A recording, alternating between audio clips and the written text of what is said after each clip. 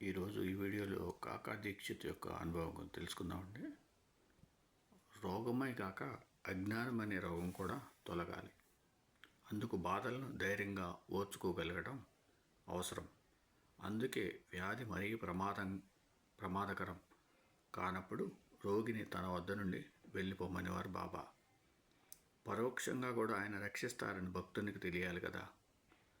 షిరిడీలోని కాకా దీక్షిత్కు తీవ్రంగా జ్వరం వచ్చి శ్యామ ద్వారా బాబాకు కబురు చేశాడు.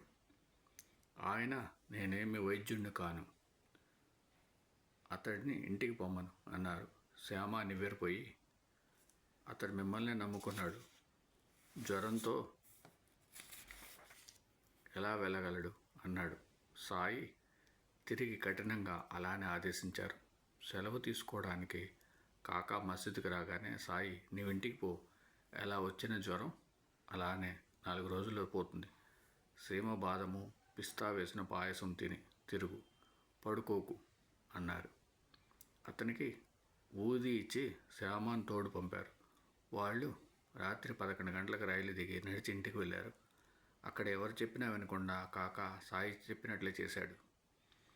వైద్యుడు, నీవు ఆ పిచ్చి ఫకీరు చెప్పినట్లు చేసేటట్లయితే నేనెందుకు అని గద్దించాడు. అయినా కాకా వినలేదు. 9వ రోజుకు జ్వరం తగ్గింది. తర్వాత అతడు షిరిడీ వెళ్ళినప్పుడు బాబా, బొంబాయిలో మీ వాళ్ళేమన్నారు అని అన్నారు. ఓం సమ సద్గురు సాయినాథ్ మహారాజ్కి జయ. ఓం సమ సద్గురు భరద్వాజ్ మహారాజ్కి జయ.